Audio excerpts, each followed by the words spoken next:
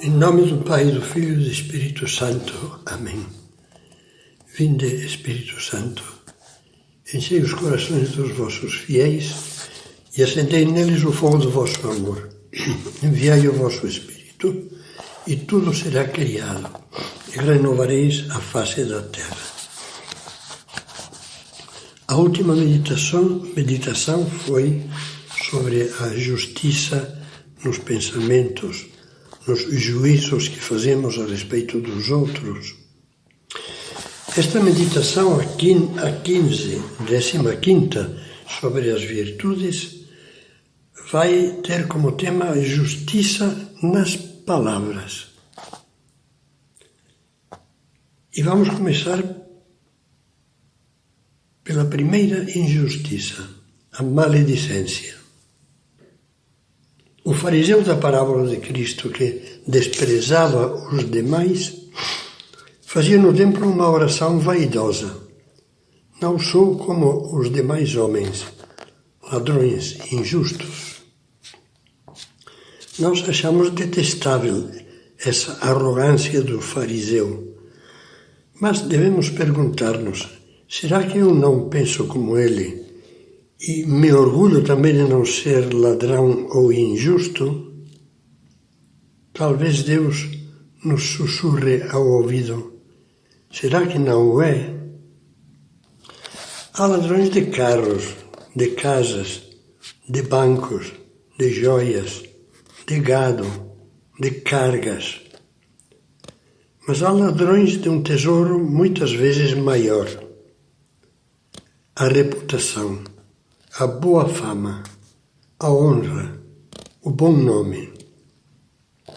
Será que nunca roubamos esses tesouros? Que nunca fomos injustos ao criticar alguém? Vejam o que lembra o Catecismo da Igreja Católica. A honra é o testemunho social prestado à dignidade humana.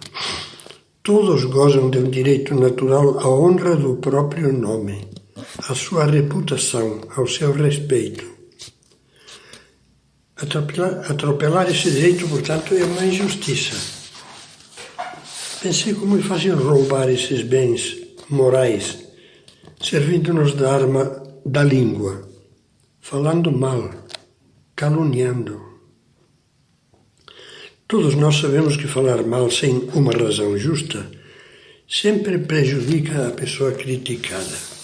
Dá pé a antipatias, desconfianças, preconceitos, desunião, suja o bom nome e a fama. É bom lembrar o que escreve São Tiago em sua carta. A língua é um mal irrequieto, cheia de veneno mortífero. Com ela bendizemos o Senhor nosso Pai, e com ela amaldiçoamos os homens feitos à imagem de Deus. Primeira injustiça contra a honra, a difamação. A difamação ou detração é o tipo de maledicência que consiste em revelar os defeitos e faltas reais, verdadeiros, de alguém a pessoas que não os conhecem, sem ter para isso uma razão objetivamente válida, como diz o Catecismo.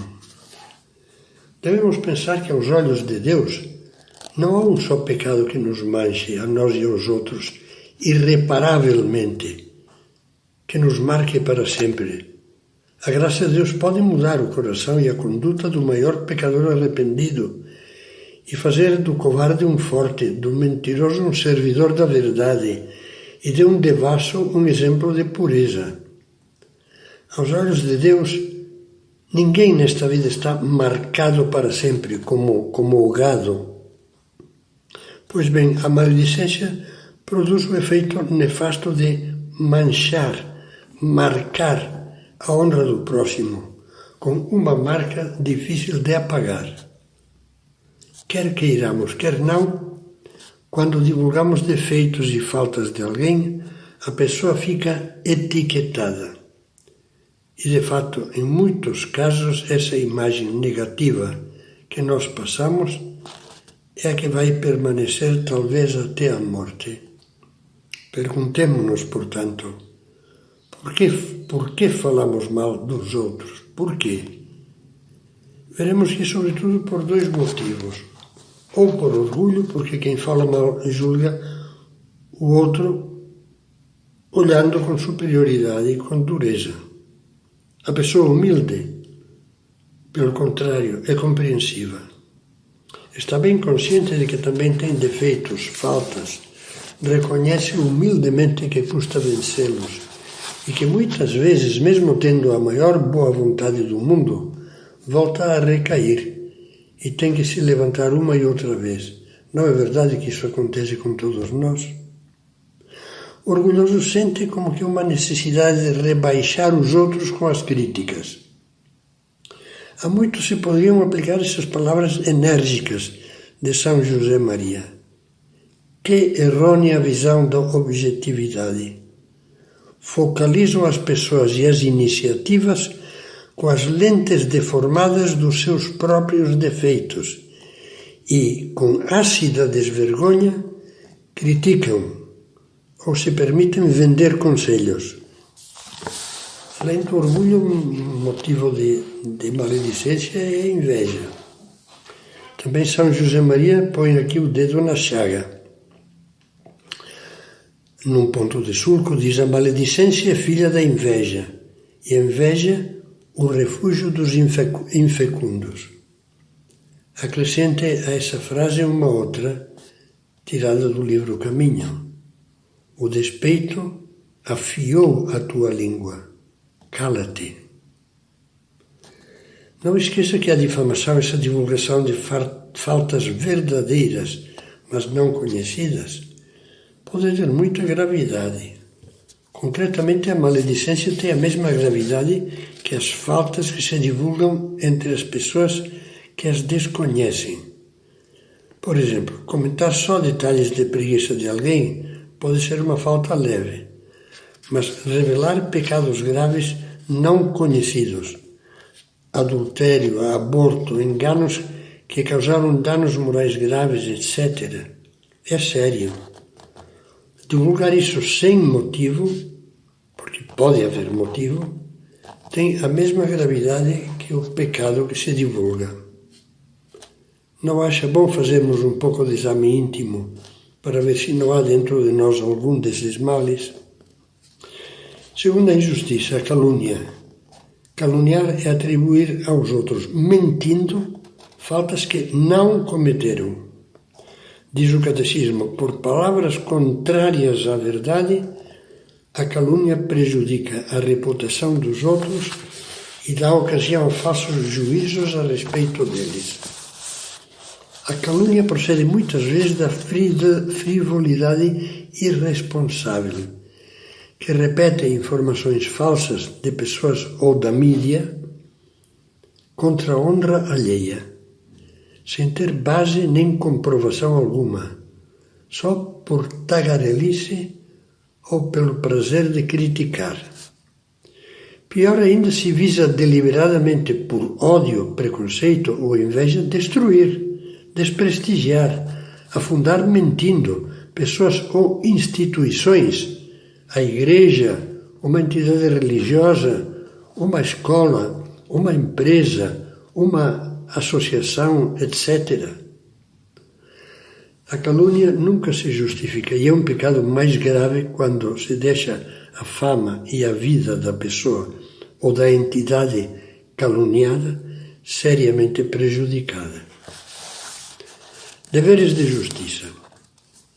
Toda falta contra a justiça exige atos positivos de reparação. A pessoa que roubou, fraudou ou danificou algum bem só poderá receber o perdão de Deus e a absolvição do confessor se tiver o propósito sincero de restituir o que roubou ou de reparar o dano causado. Também o dano moral contra a honra deve ser reparado. A pessoa responsável por algum mal provocado pela maledicência tem o dever de fazer tudo quanto está na sua mão para esclarecer a falsidade que difundiu, ou para contrabalançar a desonra causada, por exemplo, ressaltando as qualidades do criticado entre os que ouviram a murmuração. Também o dano moral, dizia, deve ser reparado, e disso fala o Catecismo, com estas palavras: toda falta cometida contra a justiça e a verdade impõe o dever de reparação, mesmo que seja que o seu autor tenha sido perdoado. Quando se torna impossível reparar um erro publicamente, deve-se fazê-lo secretamente, se aquele que sofreu o prejuízo não pode ser diretamente indenizado. Deve-se dar-lhe satisfação moralmente em nome da caridade. Esse dever de reparação se refere também às faltas cometidas contra a reputação de alguém. Essa reparação moral e às vezes material será avaliada na proporção do dano causado e obriga em consciência. Razões objetivas para falar. Uma última questão. Será que nunca se podem tornar públicas as faltas verdadeiras que ainda não são conhecidas? O Catecismo da Igreja, de acordo com os princípios éticos básicos universais, afirma: torna-se culpado de maledicência aquele que, sem razão objetivamente válida, revela os defeitos e faltas dos outros. Portanto, pode haver razão válida, motivos corretos para divulgar erros alheios. Razões objetivamente válidas podem ser, em primeiro lugar, o bem público. Por exemplo, é lícita e até pode ser obrigatória a denúncia feita pessoalmente ou através da mídia de casos de corrupção administrativa, política ou moral que causem dano claro ao bem comum. Segundo, o bem de uma pessoa inocente. Por exemplo, alertar com carinho uma moça que está namorando de que o homem com quem pensa casar é viciado há tempo em drogas duras, ou que tem uma esposa legítima em outro lugar, se ela não falou de nada disso a outra pessoa. Terceiro, o bem próprio. Se denunciar é o único meio de exercer a legítima defesa. Por exemplo, o funcionário falsamente acusado de desonestidade numa empresa tem, evidentemente, direito de desmascarar o verdadeiro culpado. E agora vamos ao questionário, como um exame de consciência que fazemos depois de comentar cada virtude. Tenho sempre presente que o respeito pela fama do próximo constitui um dever de justiça.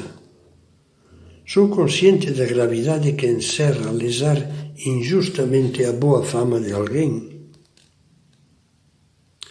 Antes de julgar ou comentar os defeitos dos outros, procuro ver os meus e lutar para corrigi-los.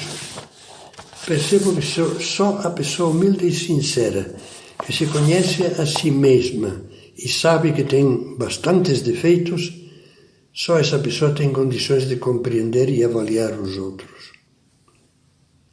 Compreendo que muitos juízos e críticas negativas são simples reflexo do mal-estar que deixam na minha alma o meu amor próprio, a minha inveja, o meu ressentimento. Evito sempre qualquer tipo de crítica negativa feita com irritação, zombaria ou desprezo que possa denegrir a imagem ética da pessoa verbalmente agredida. Procuro seguir o conselho de São José Maria: de calar não te arrependerás nunca, de falar muitas vezes. Evito qualquer tipo de crítica que não seja construtiva. Tenho consciência de que divulgar sem um motivo justificado e grave erros cometidos pelos outros é um pecado de difamação e que há obrigação de reparar o mal causado com esses comentários. Deixo-me levar por informações superficiais, mexericos ou opiniões levianas ao falar de pessoas ou instituições?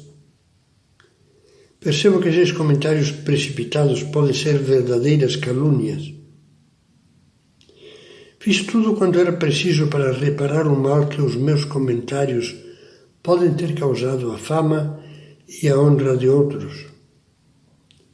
Estou consciente de que não basta pedir perdão a Deus por essa falta, mas que é um dever de justiça também diante de Deus restabelecer quanto antes possível a fama lesada. Vamos procurar tirar algumas conclusões e talvez anotá-las.